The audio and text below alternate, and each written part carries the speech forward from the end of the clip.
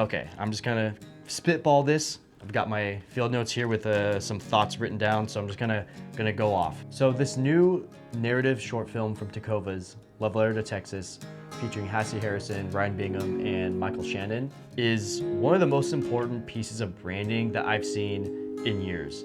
Like, this is, in my opinion, what brands should be doing, is investing in pieces that make them stand out. Not just because, oh, this is a cool video brought to you by Tecovas, but it's something that allows customers and their potential audience to, when they think of Tecovas, what are they gonna think of? They're gonna think of this awesome narrative piece with Ryan and Hassie. Like, this, I think, is one of the smartest branding decisions in 2026 that I've seen. For the first time in a long time, I sat down and watched this film and was itching for more.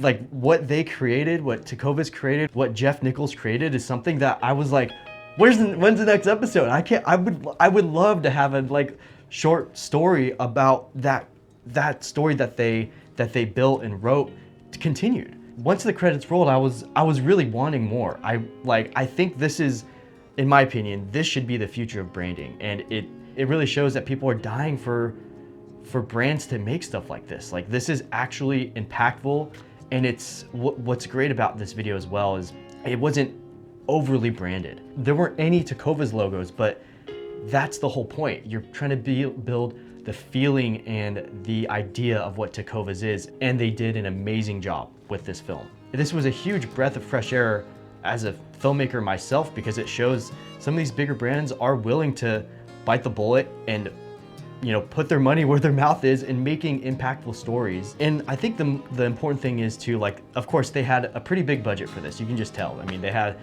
a whole crew, they had, you know, big names and everything.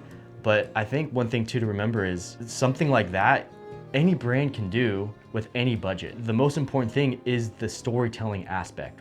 And I think the whole idea of creating something that is impactful like this is the vision. With the whole story of Legrand, I worked on that project for a year because I was passionate about it. You know, Ben brought me his film and had me edit. And yeah, I worked on I worked on Legrand for a whole year as a passion project, because I knew that I had this opportunity to create something that will last forever, hopefully. You know, I can watch it with my son, I can watch it with my family. Something like that is priceless. Having a piece like that is important for every brand. I think every brand should kind of take Tecovas' example and not copy it by any means, but take inspiration by what does your brand mean to you. When you see Tecovas put this much money behind a film, that shows that they care about filmmaking and they care about their brand. But when brands go out and spend money on AI slop, doesn't make them look very good. But Tecovas looks freaking awesome for doing something like this. So some of my favorite things about the film, just going through, because I had to just write some of this stuff down. All these things I'm about to mention are very simple filmmaking techniques, but when done correctly, to me, it is the most cinematic thing in the entire world. There's no better feeling for me than a good J-cut or a good just like transition that tells the audience we're moving scenes. The simplicity of filmmaking is what to me is more cinematic than any sort of crazy transitions and whips that's only trying to keep your attention for 20 seconds. But in this age, I totally get it. But when it comes to true filmmaking and narrative storytelling, this is what it's all about. Is these simple cinematic techniques. And some of them, to me, I noticed, just, I'm not gonna go into the story super in depth, but there's a scene where Ryan Bingham's playing poker and he's betting a lot of money. Michael Shannon's in the background, like disappointed of how his lifestyle is after he gets all this money.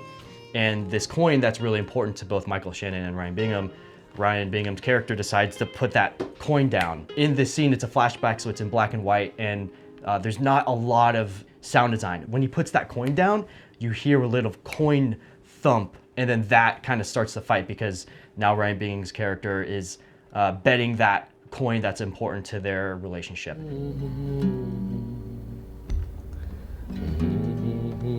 And that little sound of the coin hitting the poker table, it makes a beat, and it makes it kind of tell the audience this is important, because after this, there's a fight scene that's happening, so it's gonna be fast. There's some fast cuts. And so I love the little sound design choice that when he puts the coin down, it makes a little ding and a beat, you know, just like those little things to me are just awesome.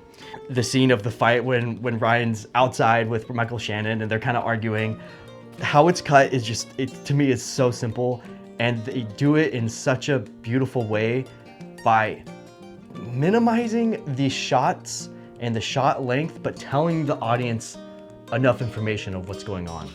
And I love it goes from grabbing Ryan Bingham after he puts the coin down, and then it's a close-up of Ryan, you know, arguing with Michael Shannon, and then a fist comes out, knocks him on the ground, and this is so minimal, but the time that is spent on that wide shot of Michael Shannon and Ryan kind of messing around down here was perfect.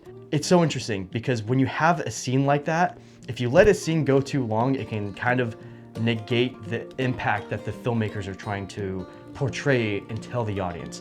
But because it's so fast, you need to just kind of move the story on, but it gives the audience just enough information of what's going on, and I think it was done masterfully. So well done. So another creative decision that I love that what they did is they took the Blue Sky song, Ryan Being a Song, is an acoustic version. It's just Ryan and a guitar.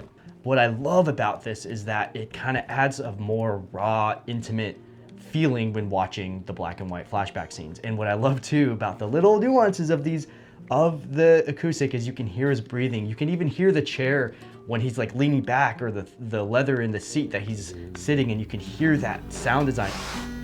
And those little details to me are just super unique, and I think it was awesome. Because they probably could have just played the Blue Sky song that, you know, that's on Apple Music with the Texas Gentleman, but having the more acoustic version with Ryan is just, it fits the story perfectly. Like I said before, I think this is the coolest branding that I've seen so far this year, and I really hope brands take this direction and run with it and realize that people are dying for this kind of content.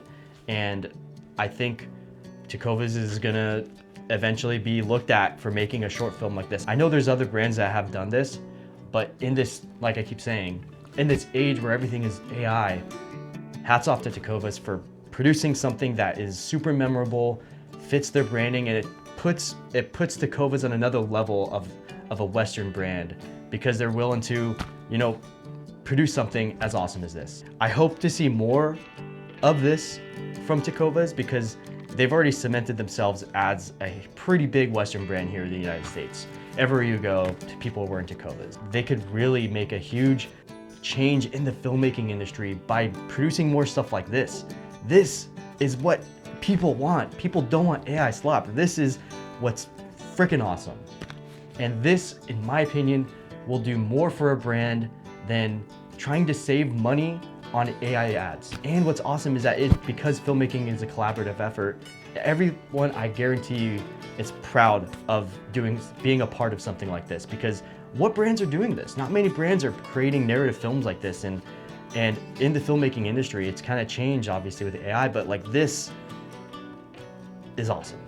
Anyway, I just had a brain dump on you guys and just share my thoughts. I think this is freaking sweet. So I hope you guys have a good one. I have some stuff to do. Peace. Also, this monitoring control app for Sony is super helpful. I think this is way easier than trying to hook up any sort of other wireless system just for this stuff. Like, I don't need crazy latency for this. I just need to kind of see my framing and making sure my camera doesn't start getting autofocus on Brad Pitt back there. But anyway, have a good one, guys.